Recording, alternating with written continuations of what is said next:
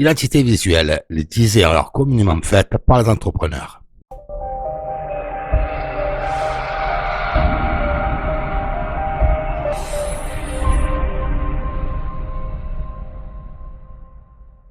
Bonjour et bienvenue, je suis Fred de la chaîne C'est moi qui motive votre imagination et qui travaille à domicile. N'oubliez pas de vous abonner à la chaîne et de cliquer sur la cloche de notification afin de ne rien louper. La création du logo est une étape importante dans la réalisation de votre identité visuelle. Il vous représente et permet aux clients d'identifier votre entreprise. Mais votre logo ne démontre pas ce que vous faites. Il ignore votre activité, vos produits, vos valeurs, les acteurs de votre entreprise, votre histoire. Et en termes de communication, c'est purement improductif. Le logo est un élément incontournable de votre identité visuelle, mais il ne suffit pas à lui-même. Il vous permet en revanche d'avoir une base de création pour la réalisation de vos futurs supports de communication. Et c'est bien là son rôle.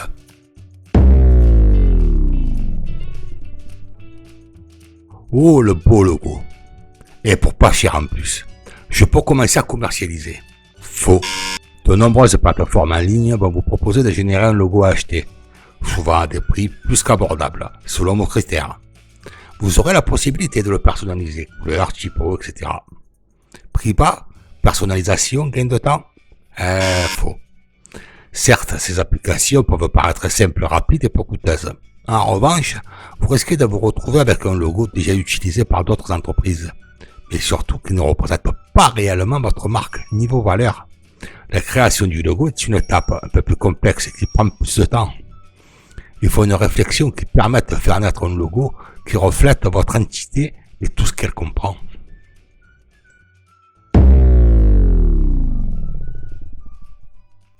C'est moi qui l'a fait. Il est beau, hein? Puis j'adore ces couleurs, ce sont mes préférées. Faux. Il est très important lors de la création de votre identité visuelle de ne pas simplement prendre en compte ce que vous aimez ou non, mais ce qui va correspondre surtout à l'image que vous souhaitez donner à votre entreprise. C'est pourquoi il est conseillé, selon votre activité, de choisir des couleurs, des polices de caractère, des images qui parlent à vos clients. Il faut qu'elles soient en rapport avec l'activité de votre entreprise. Gardez à l'esprit que votre identité doit répondre à votre cible et à ce que cette dernière attend de vos services et vos produits. Vous devez créer une identité qui donne envie aux prospects de vous consulter.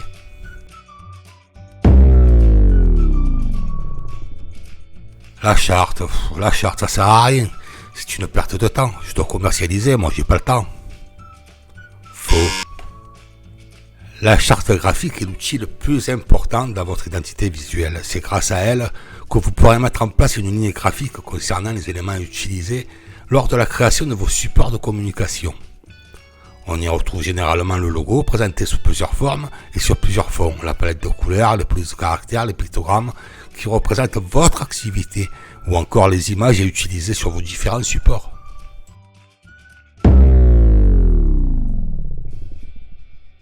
Ouais, bof, ça me plaît plus cette identité visuelle, je vais tout changer.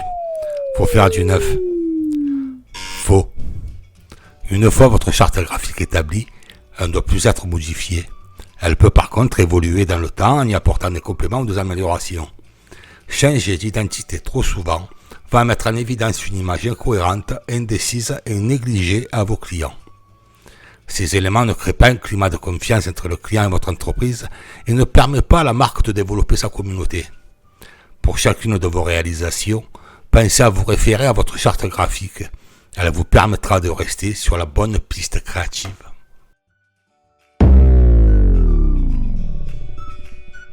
Waouh, t'as vu la tendance?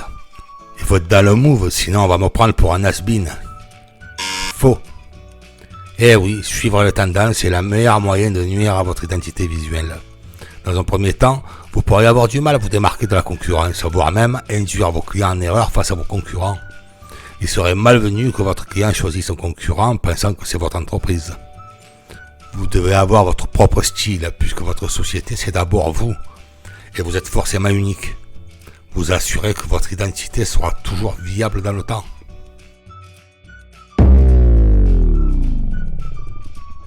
Bon allez, tout est ok. Manque plus que le logo, mais on verra après. Le business m'attend. Faux. De nombreux entrepreneurs lancent leur business et se concentrent davantage sur la stratégie commerciale. Ils négligent souvent la réalisation de leur identité visuelle. La construction d'une identité visuelle est une réflexion qui prend du temps.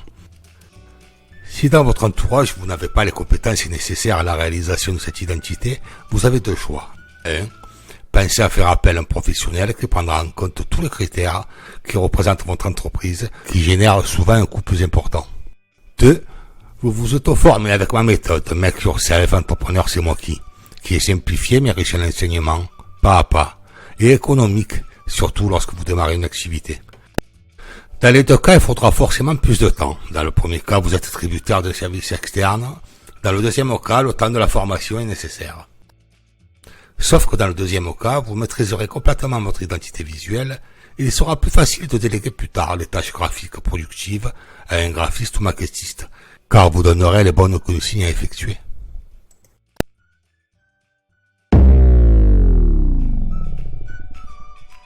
Alors là, c'est une œuvre d'art. Une com XXL qui va tout péter. Oui, mais non. Proposer de l'information, c'est bien. Qu'elle apporte un plus à vos clients, c'est mieux. Effectivement, avoir de beaux visuels de communication ne suffit plus. Vous devez donner à vos clients des informations qui ont du sens, avec une valeur ajoutée, qui les fera adhérer à votre identité, votre marque, pour ainsi les fidéliser. Afin de vous assurer de la pertinence de vos choix graphiques, il est nécessaire de toujours pouvoir les justifier. Si ce n'est pas le cas, c'est qu'ils seront sûrement inutiles. Mais rassurez-vous, très souvent c'est le fond de votre contenu qui vous permettra d'en imaginer la forme.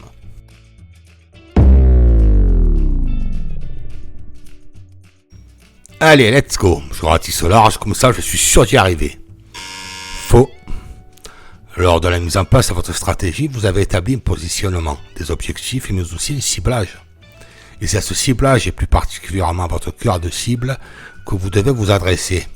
Il est donc important d'adresser votre message à votre cœur de cible, ce qui n'empêchera pas d'autres prospects de s'intéresser à votre contenu, bien évidemment. Bon, ce coup-ci, on va provoquer la surprise, on change de visuel. Faux. Il est nécessaire d'être constant dans la réalisation de vos supports visuels. En effet, d'une création graphique à l'autre, il est important que vos clients, prospects, puissent vous identifier et savoir que c'est votre entreprise qui leur adresse un message. Pour rester constant dans vos réalisations graphiques, référez-vous à votre charte graphique. Optez pour une identité visuelle bien conçue dès le départ. Vous permettra d'éviter ces erreurs et de gagner du temps pour vous concentrer sur d'autres tâches de travail. Voilà, nous avons fait un tour global de ces erreurs à ne pas commettre. J'espère vous avoir aiguillé dans cette botte de foin et que cette présentation vous aura été utile. Si vous voyez la chaîne C'est moi qui pour la première fois, je vous invite à visionner la toute première vidéo où je vous offre un cadeau utile sur l'identité visuelle. Vous pouvez y accéder par là ou bien par la boîte de description ci-dessous en suivant le lien. Si ce contenu vous a plu, alors n'hésitez pas à liker ma vidéo et à vous abonner à ma chaîne en activant la cloche de notification afin de ne rien louper. Alors merci et à bientôt.